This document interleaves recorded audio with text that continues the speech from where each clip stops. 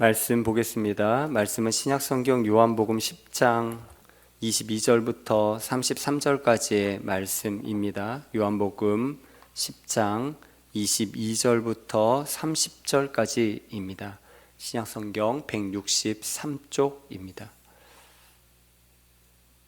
요한복음 10장 22절부터 30절까지 제가 봉독해 드리겠습니다. 예루살렘에 수전절이 이르니 때는 겨울이라. 예수께서 성전 안 솔로몬 행각에서 거니시니 유대인들이 애워싸고 이르되 당신은 언제까지나 우리 마음을 의혹하게 하려 하나이까?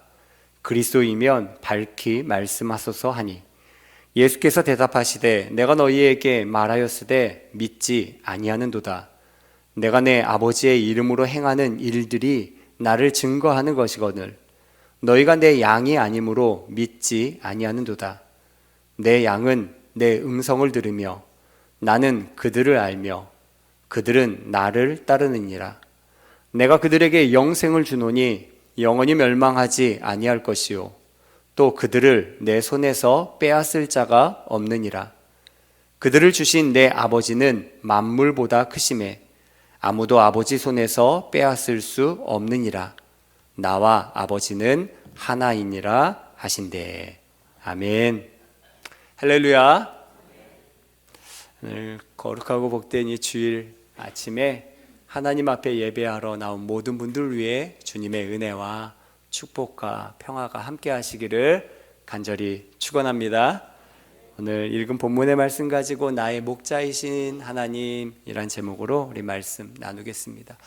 여러분 혹시 한우카라고 하는 절기를 아시나요? 좀 낯선 명칭이실 수 있어요. 오늘 성경 본문에는 수전절이라고 표현되어 있는데 이 수전절이라고 이름하는 절기가 바로 한우카입니다. 이 한우카라고 하는 말은 봉헌이란 뜻이에요. 그러니까 성전을 봉헌하다 라는 이런 봉헌의 뜻인데 예루살렘 성전을 다시 되찾고 성전을 새롭게 봉헌한 것을 의미하는 유대교 절기가 바로 한우카입니다. 그래서 성경에서는 오늘 이 요한복음 이 본문에서만 언급하는 절기예요. 그래서 수전절이라고 말하고 있는데 이 수전절이라는 말도 성전을 닦는다, 성전을 정화시킨다 라는, 그래서 정화시켜서 봉헌한다는 의미가 담겨 있는 그런 절기입니다. 사실 이 절기가 시작된 것은 그리 오래되지는 않았어요. BC 한 160여 년경에 시작됐거든요. 시리아의 왕 안티오쿠스 에피파네스 4세가 이집트와 전쟁을 하거든요. 근데 그 전쟁에서 져요. 패배하고 돌아오는 길에 화가 났는지 분풀이로 그 돌아오는 길에 어디를 침략해 들어오냐면 예루살렘을 침략해 들어옵니다. 그래서 침략해 들어와서는 남녀노소 불문하고 잔인하게 살육하고, 그리고 성전에도 들어와서는 금 제단, 금 촛대, 금 그릇, 성전 그릇들 다 약탈해 갑니다. 뿐만 아니라 이스라엘의 하나님을 굉장히 모독해요. 전쟁에서 져서 분한 지 굉장히 모독하고, 예루살렘 성전에다가 이제 제우스 신을 상징하는 돌을 거기다가 올려놓고 그 제우스 신에게 유대인들이 부정하게 여기는 돼지를 제물로 그렇게 그 제우스 신에게 바칩니다. 유대인들이 하는 모든 것을 다 금해요. 할례도 못하게, 안식일도 못 지키게, 정결법에 따른 음식 규정도 못 지키게 다 그렇게 막고요. 예루살렘 성전에서는 제물을 오직 돼지로만, 유대인들을 부정하게 여기는 짐승이잖아요. 이 돼지로만 제물을 바치게 합니다. 심지어 자신이 이 에피파네스 4세 자신이 직접 성전에서 이 돼지로 요리를 해요. 그리고 그 국물을 가지고 이 두루마리 성경에다가 붓고, 그리고 제당에다가 그 국물을 붓기도 합니다. 이에 이제 대제사장 가문의 수장인 이 마타디아스 마카비가 비롯해서 그의 아들이 이제 5아들이 있거든요. 그 5아들이 반발하면서 그 이듬해 이제 반란이 시작됩니다. 그래서 광야로 나가면서 이들이 마카비 혁명이라 그러죠. 이 유대 혁명이 시작돼요. 이 아버지인 이 마타디아스가 죽은 후에는 이제 셋째 아들인 유다, 주디스, 이 유다 마카베우스가 용맹한 유대인들을 이제 모아서는 이제 규합해서 이제 싸우는데, 처음에는 이제 게릴라전으로, 이제 광야에 나가서는 이제 게릴라전으로, 후에는 아주 전면적으로 전쟁을 벌입니다. 그래서 이제 3년여간의 이 유대 혁명, 이 전쟁 끝에 BC 164년, 그러니까 예수님 오시기 164년, 유대력 이제 키스레브월이라고 하는데 그 달 25일에 예루살렘 성전을 다시 되찾고 민족의 해방을 맞이하죠. 그래서 이 성전을 되찾는 봉헌의 기념으로 새 제단을 만들어 성별하면서 이때를 기념해서 이제 해마다 지키는 절기가 바로 이 하누카 수전절이에요. 근데 이때 좀 특별한 일이 일어나요. 어떤 일이 일어나냐면 그 이제 성전 안에는 금초대 있잖아요. 거기에 이제 불을 붙이죠. 근데 이제 그 금초대에는 거룩한 관유, 이 기름으로 이 불꽃을 계속 끄지 않고 불타게 만드는데, 성전에 와서 이제 탈환해서 이제 성전에 불을 붙였는데 그 거룩한 관유가 얼마 남지 않은 거예요. 하루치뿐이 없는 거예요. 근데 이 거룩한 관유를 만드는 데는 시간이 얼마나 걸리냐면 일주일 걸려요. 그러니까 성전에 불을 켜는데 그게 켜자마자 꺼질 수밖에 없는 상황인 거죠. 하루치밖에 남아있지 않으니까요. 근데 놀랍게도 하나님의 기적으로 하루치밖에 남아있지 않았는데 불이 꺼지지가 않아요. 그리고 새로운 관유를 만들어서 그 무사히 공급할 때까지 8일 동안 이게 꺼지지 않고 무사히 이 불이 계속 비추게 됩니다. 그래서 이 하누카 축제는요, 이 절기는 8일 동안 지속돼요. 8일 동안 이 불이 꺼지지 않고 지속된 것을 기념하면서 8일 동안 지속되면서 이 메노라라고 하는 이 촛대, 원래는 7촛대인데 뭐 9개 정도로 유대교에서는 얘기하면서 하루에 하나 붙이고 두 번째 날은 2개 붙이면서 그 다음에 하루씩 해서 이 9개 촛불을 붙이거든요. 그러면서 이 빛 대신 하나님에 대한 것을 나타내기도 합니다. 여러분, 성경에 보면 예수님이 언제 탄생하셨는지에 대한 기록은 없죠. 예수님이 뭐 어느 날 태어나셨다 이런 얘기는 없잖아요. 아마도 예배 받으실 그 예수님 자체보다 그날 탄생한 날 자체가 더 예배하게 되는 것을 방지하기 위해 아마 성경은 그것을 언급하고 있지 않을지도 모릅니다. 그러나 이제 초기에 주님을 믿는 사람들 중에는 이 하누카라고 하는 이 절기랑 예수님의 탄생일을 연관을 좀 시켰어요. 그래서 이제 서구교회는 한 3세기 말부터 이 하누카죠. 카슬레브 월 25일, 이게 이제 로마 달력으로 따지면 12월 25일이에요. 오늘도 이게 겨울이라고 포함하고 있는데 12월 25일이 크리스마스 성탄절로 받아들이고 있습니다. 그러니까 오늘 본문은 수전절, 이 하누카예요. 이 수전절에 예수님 성전을 다시 되찾아서 성전을 새롭게 하고, 그리고 하나님과 메시아이신 예수님께 다시 재헌신하는 그런 절기이죠. 이 땅에 빛으로 오신 주님을 기념하는 날이 되기도 합니다. 그런 수전절에 예수님이 지금 어디 계세요? 성전에 거니시죠. 수전절 하누카에 예수님이 성전에 거니십니다. 근데 잘 보면 예수님께서 성전에 거니시기는 하시는데 그 장소가 생각보다 의아해요.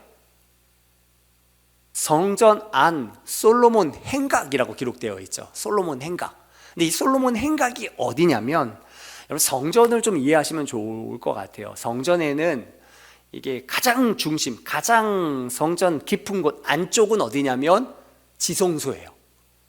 그 지성소에는 누구만 들어가죠? 대제사장. 그것도 아무 때나 들어가나요? 1년에 한 번 대속제일에만 들어갈 수 있죠. 대제사장만 들어가요. 제사장이라고 들어가는 게 아니라 대제사장만 1년에 딱 한 번 들어가요. 그 바로 다음은 어디예요? 성소죠. 성소. 이 성소에는 제사장들만 들어가요. 그렇죠? 거기에는 법궤도 있고, 그리고 뭐 급초대도 있고, 진선병을 놨던 떡상도 있고, 뭐 이렇게 되죠. 성소가 있어요. 성소. 근데 그 바깥에는 또 뭐냐면, 이제 성막 바깥에는 유대인 남자들만 들어올 수 있는 유대인의 뜰이 있어요. 여자들은 못 들어와요. 참 불공평하죠. 남자들만 들어오는 유대인의 뜰이 있어요. 유대교에서는 그래요. 그리고 그 바깥에는 여인들의 뜰이 있어요. 여기는 이제 유대인 여자들이 들어올 수 있어요. 그 바깥에도 있을까요? 없을까요? 바깥에도 있어요. 그 바깥에는 이방인의 뜰이 있어요. 여기는 이방 사람들이 오는. 그러니까 성전의 제일 바깥이 어디냐면 이방인의 뜰이죠. 그 이방인의 뜰에서도 제일 끝부분에 있는 게 바로 솔로몬 행각이에요. 그러니까 쉽게 얘기하면 성전 가장 바깥쪽, 가장 외곽, 성전 아니라고 하지만 가장 외곽, 그 소외된 자리 끝에 있는 게 바로 솔로몬 행각입니다. 거기는 그냥 이제 어떻게 생각하면 되냐면 기둥과 지붕만 있는 복도라고 생각하면 돼요. 벽면은 없고 기둥과 지붕만 있는 그런 복도라고 생각하시면 됩니다. 거기에 이제 나그네 쉼터처럼 외지인들이 그냥 머무는 그런 장소예요. 예수님은 바로 거기를 거니시고 계셨던 거예요. 성전을 새롭게 봉헌한 수전절, 하누카이죠. 수전절. 성전의 중심이 되어셔야 된 예수님은 지성소는 물론이거니와 제사장들이 들어가는 성소도, 그리고 유대인 남자들이 들어가는 뭐 유대인의 뜰, 뭐 여인의 뜰, 여기도 거니신 것이 아니라 가장 바깥에 이방인의 뜰 끄트머리 솔로몬의 행각을 거니셨던 것이죠. 그래서 사실 그 자리도 그리 환영받지 못하고 계세요. 거기서 유대인들이 사실 예수님 주변에 에워쌀 정도로 많이 모였거든요. 예수님 주변에. 근데 막 환영하고 환대하는 그런 분위기가 아니라 오히려 의혹과 의심의 눈초리로 여러 질문들을 막 쏟아내는 거죠. 어찌 보면 공세를 펼치고 있는 것 같아요. 만약 그리스도라면 밝히 말해달라고 막 얘기하고 있는 것이죠. 이에 예수님이 뭐라고 주님께 말하는 무리들에게 얘기하시나요? 뭐라고 말씀하시냐면 이미 내가 말했지만 너희가 믿지 않는다. 내가 행한 일들이 이미 나를 충분히 다 증언하는데, 예수님이 여러 일들을 행하셨잖아요. 심지어는 나면서부터 보지 못하는 자를 고쳤어요. 구약 어떤 성경을 봐도 나면서부터 보지 못한 자가 눈뜬 기적이 없어요. 그건 오직 메시아, 하나님 보내신 자에게 이루어지는 예언이거든요. 주님이 그런 일들을 행하셨어요. 주님이 행하신 일들은 주님이 하나님 보내신 자 메시아심을 드러내고 있어요. 그런데도 하나님이 하시는 일들이 그렇게 충분히 다 증거하는데도 너희는 믿지 않는다, 이런 얘기를 하시는 거죠. 그래서 무슨 얘기를 하시냐면 너희가 내 양이 아니기 때문에 믿지 않는 것이다. 내가 밝히 말하지 않았기 때문이 아니라, 증거가 불충분하기 때문이 아니라, 단지 너희가 내 양이 아니기 때문에 들어도 듣지 못하고 나를 알지 못하는 거다. 어찌 보면 참 무시무시한 말씀을 예수님이 하고 계시죠. 하누카 수전절에 다시 성전을 되찾게 해주신 하나님께 감사하며 예배하는 그날에 진짜 그 성전의 주인, 우리의 참 주인이 되시고 목자가 되시는 예수님이 성전 중심에 거하실 수가 없고요, 성전 외곽 그 끄트머리 거기조차 환대받지 못하고 계신 것이죠. 여러분, 구약에서 구약 히브리어에서 목자라고 하는 단어는 라라고 하는 단어예요. 라라고 하는 단어인데, 이 단어는 어떤 뜻이냐면 보는 사람이에요. 보는 사람. 히브리어가 상형 문자잖아요. 보는 사람, 즉 살피는 사람, 이렇게 보고 살피는 사람이 사람의 눈을 뜻하고요. 그러니까 그걸 살피는 사람을 뜻해요. 그리고 이 단어에 어근이 있는데, 어근은 레아라고 하는 단어예요. 이 의미는 좀 친구라는 의미가 담겨 있어요. 그러니까 사실 목자의 이미지는 멀리서 통치하는 어떤 힘의 어떤 독재자가 아니라, 그런 이미지가 아니라 친구처럼 그 양 곁에 가까이 머물면서 세심하게 보는 자, 세심하게 살피는 자가 바로 목자예요. 오늘 예수님은 목자에 대한 이야기를 사실 하고 있어요. 이 요한복음 10장은 이 목자에 대한 얘기가 아주 강력하게 들어가 있는 성경입니다. 그걸로 유명한 성경이죠. 그런데 그 예수님이 목자이신데, 그 목자이신 예수님이 우리 중심에 들어오시지 못해요. 성정 중심은 물론이거니와 우리 중심에 들어와서 예배 받으시지 못하고 우리 중심에 거하시지 못하고요. 어떻게 계신 거예요? 가장 바깥으로 밀려나가 계시는 거죠. 그것조차도 의심하고, 심지어는 반발하고, 심지어는 적대하며 마땅히 들어와 경배 받으셔야 할 그분이, 내 목자이신 그분이 들어오지 못하는 일이 발생하는 거죠. 그래서 오늘 본문 우리가 30절까지만 읽었는데 31절에 보면 예수님을 다시 돌로 치려고 하는 무리들에 대한 이야기가 나오고요, 39절에도 예수님을 잡아 해하려고 하는 자들이 가득함을 볼 수 있습니다. 결국 주님은요, 그 끄트머리에 있다가 거기에도 있지 못하시고 성전을 떠나시고 아예 요단강 건너편으로 세례 받으셨던 그 장소로 가실 수밖에 없으셨죠. 오늘 본문인 요한복음 10장은 목자 되신 예수님에 대해 말씀하시는 아주 유명한 성경입니다. 하지만 이 본문은 확실히 갈등과 위험으로 뒤덮여 있어요. 나는 선한 목자이다 라는 얘기를 이 요한복음 10장에서 계속 반복하고 계시거든요. 나는 선한 목자다, 나는 선한 목자다 라는 얘기를 하고 계시는데, 우리가 예수님을 선한 목자다라고 생각할 때에는 여러분 어떤 이미지를 그리셨나요? 푸른 초장과 실만한 물가가 흐르는 어떤 평화로운 전원의 분위기를 여러분 상상했겠지만, 사실 예수님이 우리에게 나는 네 목자다라고 얘기하실 때에는 이와는 다른 분위기에서 말씀하신 거예요.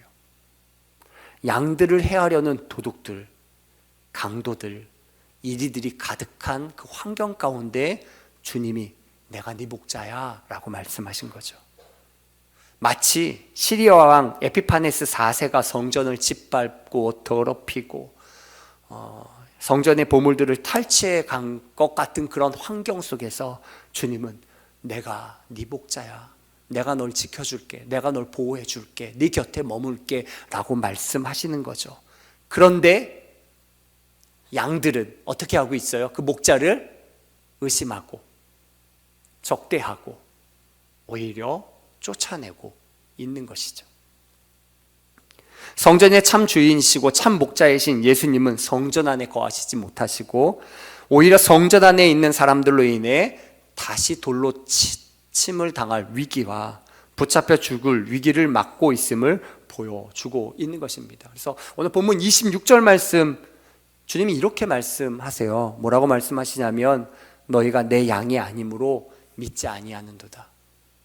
좀 무서운 말씀이시죠. 자, 한번 물어볼게요. 여러분들은 주님의 양입니까? 아멘. 네. 목자이신 예수님을 잘 믿고 따라가고 있습니까? 정말 그분이 여러분들의 목자가 되세요? 그러셔야 됩니다. 아니면 혹시 내가 의혹과 의심으로 그게 내 마음에 가득해서 여전히 내 마음 중심에서 주님이 멀어져 있다면, 목자 되신 그분이 멀어져 있다면 올해 2025년 주님께 더 가까이 나아갈 수 있는 저 여러분들 되기를 간절히 축원합니다. 목자 되신 그분을 내 곁에 모시고 그분 안에 거하실 수 있는 저와 여러분들이 되시기를 바라요. 오늘 본문인 요한복음 10장이나 우리가 잘 아는 시편 23편, 목자 되신 하나님에 대한 이야기가 나와 있죠. 이 말씀은 초원에서 한가로이 풀을 뜯고 있는 양과 목자에 대해 얘기하고 있는 성경 구절이 사실은 아닙니다. 지금도 이스라엘 땅에 가면 이제 저 대관령에 있는 푸른 초장, 이런 초장이기보다는, 물론 이제 갈릴리 북부의 그 이제 호수 근처에는 이제 푸른 풀밭이 있다고 해요. 하지만 대부분의 이스라엘 땅, 이 팔레스타인 땅은요, 험한 산과 골짜기 그리고 광야입니다. 그러니까 시뻘건 흙밭이거나 아니면 이제 거친 돌로 이루어진 광야로 거닐고 있는 양과 목자를 흔하게 보게 되죠. 그러니까 막 푸른 초장이 아니라 그런 광경들을 많이 보게 됩니다. 그래서 척박한 광야에서 양이 생존하는 게 쉬울까요? 어려울까요? 쉽지 않죠. 생존 자체가 만만치 않습니다. 그러나 괜찮아요. 왜 괜찮냐면 그런 열악한 환경 가운데도, 형편 가운데도 그들을 책임져 주는 목자가 있으면 괜찮은 거예요. 척박한 땅에서도 이 목자는요, 연한 싹이 나는 곳으로 양들을 이끌어가요. 험한 산과 골짜기를 지날지라도 안전한 길로 가게끔 이끌죠. 그리고 들짐승의 위협 속에서도 이 목자는 그들을 보호합니다. 그러니 목자만 있다면, 목자만 믿고 따라가면 양들은 아무리 척박한 환경이라 할지라도 괜찮은 것이죠. 하나님이 내 목자가 되시는 줄 믿습니다. 문제는 진짜 내가 그 목자이신 주님을 믿고 따라가는가, 그분이 내 곁에 계신가, 이게 중요한 거예요.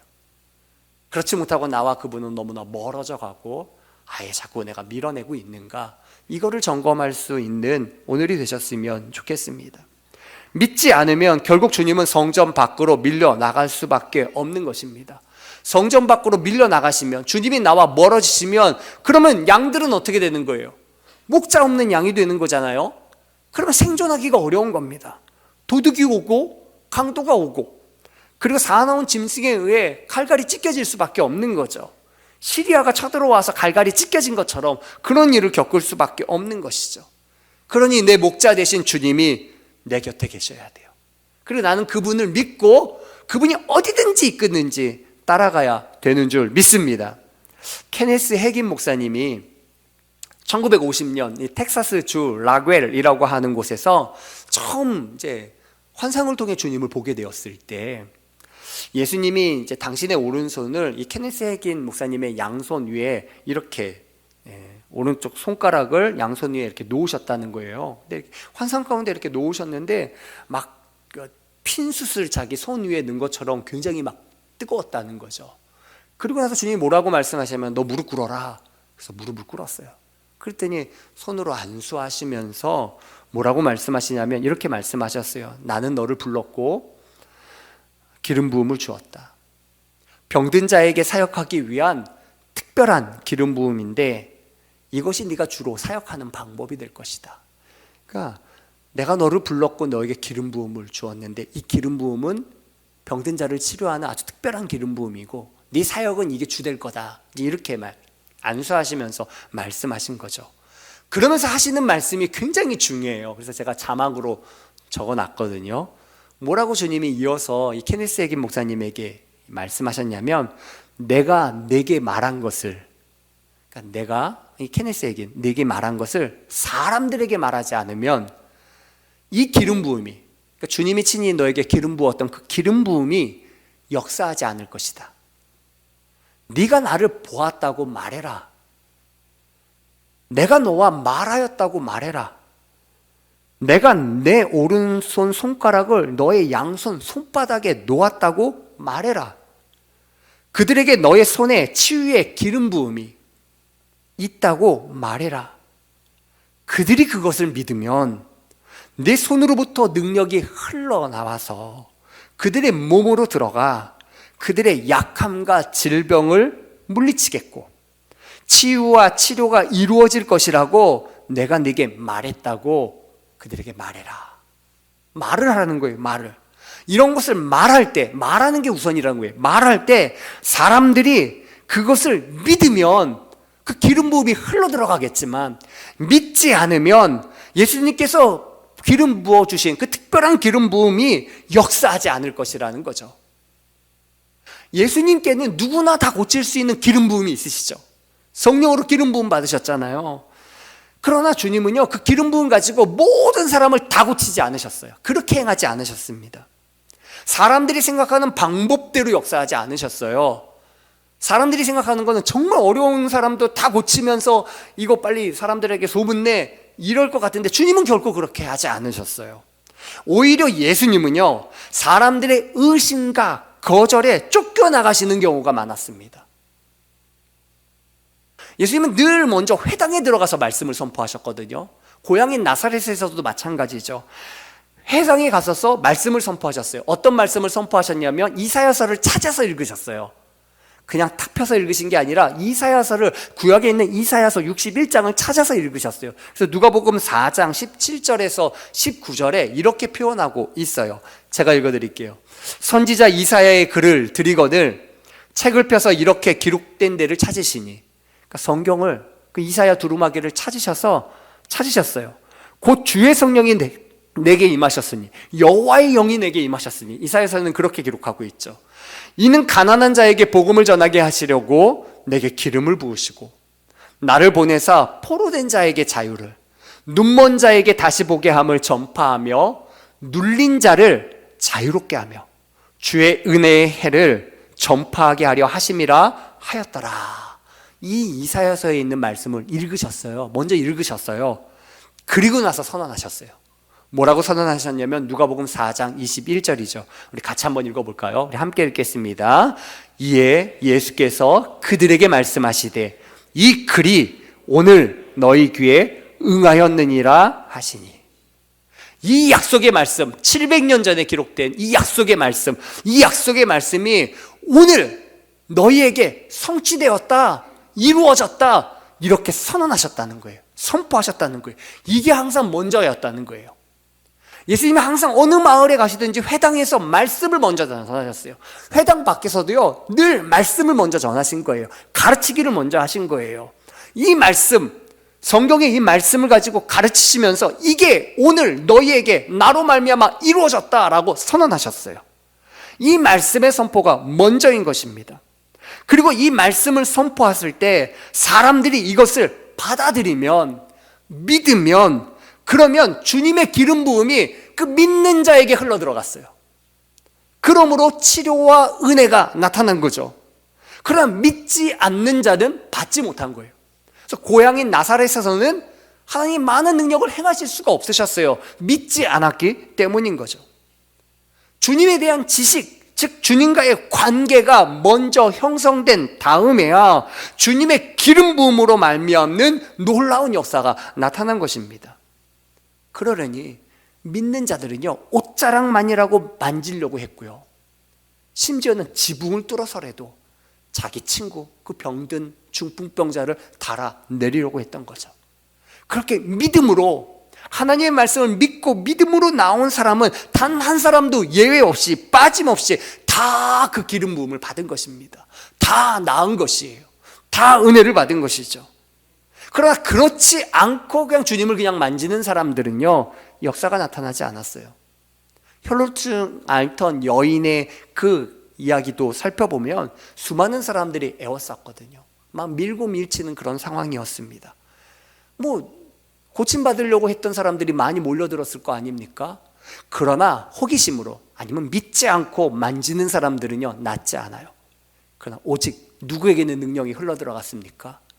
주님을 믿고 그 옷자락이라도 만지면 낫겠다라고 했던 이 12년간 병에 매여서 자신의 전 재산을 탕진했던 혈루증 앓던 여인에게는요, 주님의 기름 부음이, 주님의 능력이 흘러들어가서 나은 것입니다. 오늘 본문 수전절, 성전 중심에 예수님 주변에 있으면서도 그 말씀을 들을 때 반발하고 크게 화를 내고 있는 사람들이 있죠. 믿음 대신에 그들은 화가 가득 찼어요. 주님의 말씀을 들을 때 화가 가득 찼어요. 종교적인 사람들은요, 그들과 같지 않으면 화가 납니다. 그들이 믿는 것과 다른 것을 말하면 화가 나요. 내게 익숙한 것이 아니고 내가 뜻한 바가 아니면 화가 나는 거죠. 옛것을 고집하고 하나님이 주시는 새로운 것을 받아들이려고 하지 않습니다. 믿으려고 하지 않아요. 그러나 성령 충만한 사람들은 어떤 사람들인가요? 배우려 하는 사람들이죠. 겸손한 사람들이죠. 겸손히 귀 기울이려고 하는 거죠. 주님 앞에 엎드리는 사람들인 거죠. 왜냐하면 하나님께서 누구를 통해 말씀하실지 알 수 없기 때문입니다. 저와 여러분들이 목자 되신 주님께 귀 기울일 수 있는 저와 여러분들 되기를 간절히 축원합니다. 주의 말씀을 믿고 따라가는 사람들이 되셔야 돼요. 믿음의 스위치를 항상 켜두십시오. 주일에만 켜놨다가 끄시면 안 돼요. 옆분들하고 인사해 볼까요? 항상 킵시다. 항상 믿음 킵시다. 전기가 항상 들어와 있어야 돼요. 켜놔야 됩니다. 어제 저희 교회 좀 난리가 났어요. 물이 얼어서 이게 막혀갖고 오늘 막 개사케를 해야 되는데 난리였거든요. 그래도 이제 좀 업자를 불러서 뚫어놨습니다. 2층이 이제 그 주차장 위에 이제 필로피가 있다 보니까 이쪽 끝부분, 저 목양실이나 여자 화장실 이제 세면대 부분이 잘 얼어요. 작년엔 얼지 않았는데 올해가 춥긴 추운가 봐요. 그래서 얼었어요. 미리 좀 대책을 좀 세워놔야 했었는데 저도 이제 깜빡하고 넘어갔다가 그만 언 거예요. 이게 얼어버린 거죠. 이게 조금이라도 수돗물을 얼지 않으려면 틀어놔야 되잖아요. 안 그래서 온 거죠. 그렇죠? 우리가 이런 상황에 늘 주님께 내 믿음의 스위치가 항상 켜져 있게 되기를 바랍니다. 꽉 잠가 놓으면요 막히면 안 돼요. 항상 믿음으로 주님이 언제 말씀하실지 알 수 없잖아요. 주일에만 말씀하시나요? 예배 시간에만 말씀하시나요? 아니에요. 누구를 통해 말씀하실지, 언제 말씀하실지 잠잘 때에도 말씀하실 줄 믿습니다.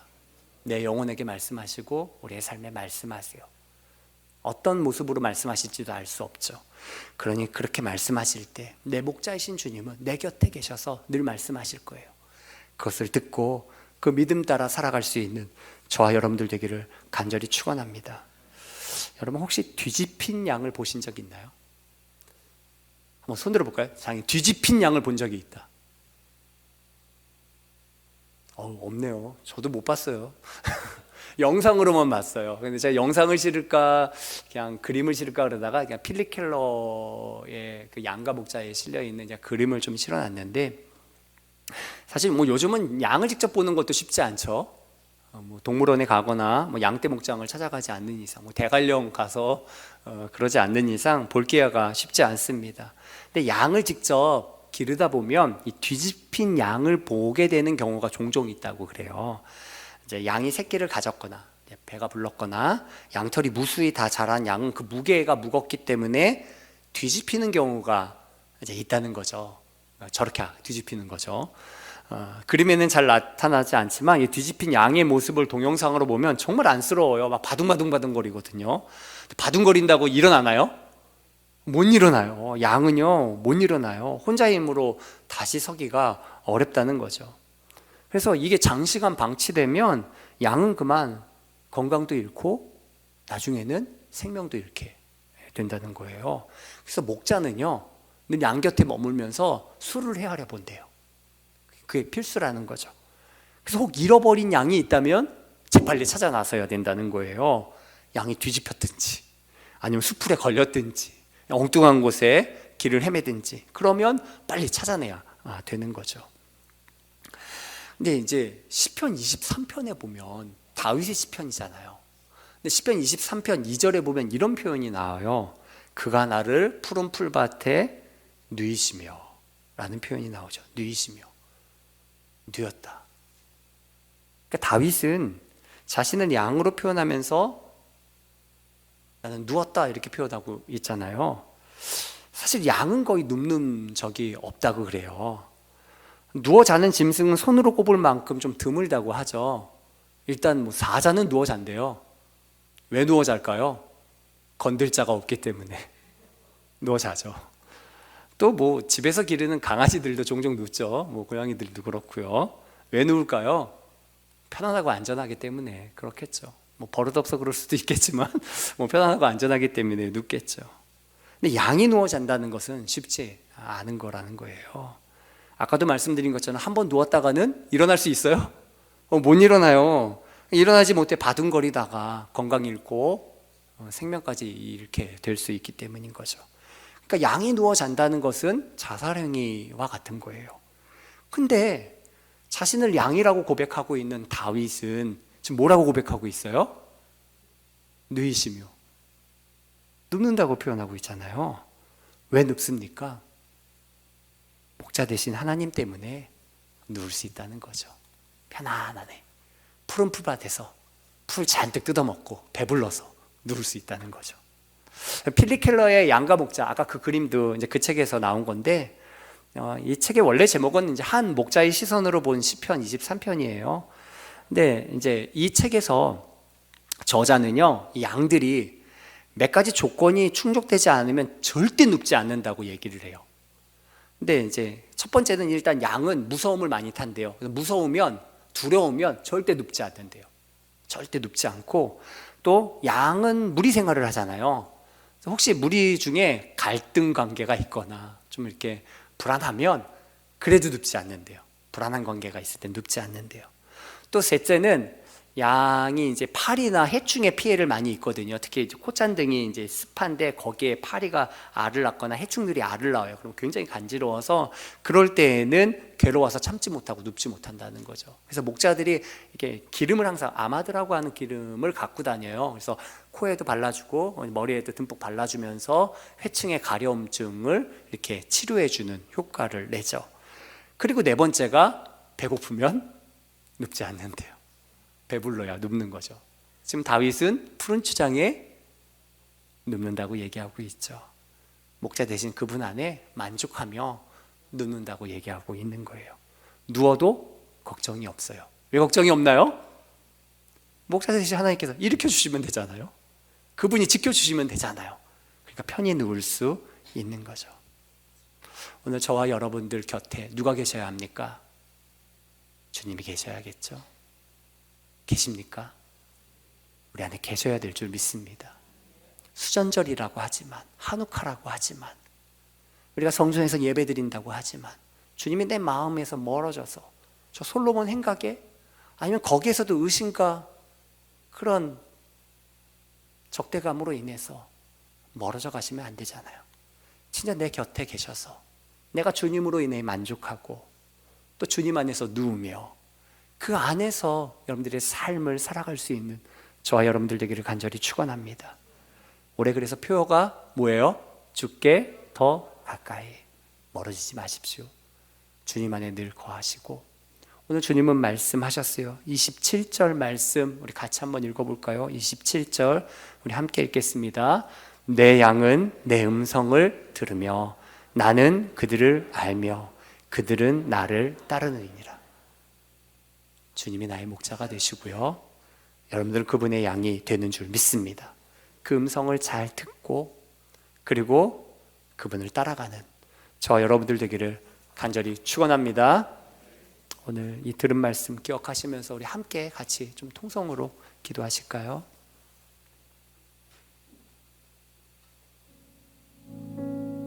사실 우리가 신앙생활은 깊어지려면, 잘하려면 솔직해져야 돼요.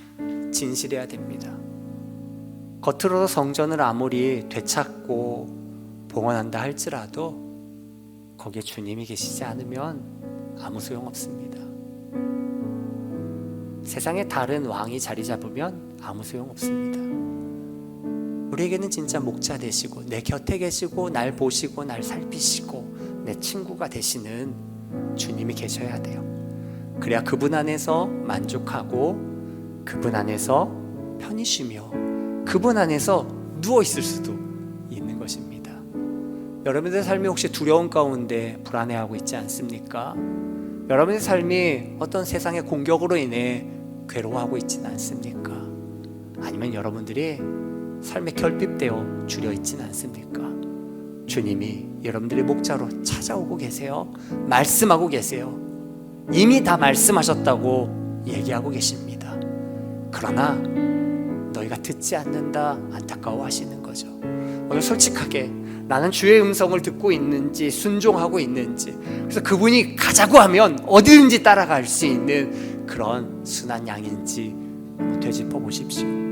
그리고 고백하십시오. 주님, 저 주님 안 떨어질게요. 저 주님 따라갈게요. 저 주님 가시면 어디든지 갈게요. 그 길을 걸어갈 수 있는 저와 여러분들 되기를 간절히 축원합니다. 우리 시간 좀 크게 주여 3번 부르짖고 우리 통성으로 간절히 기도하겠습니다.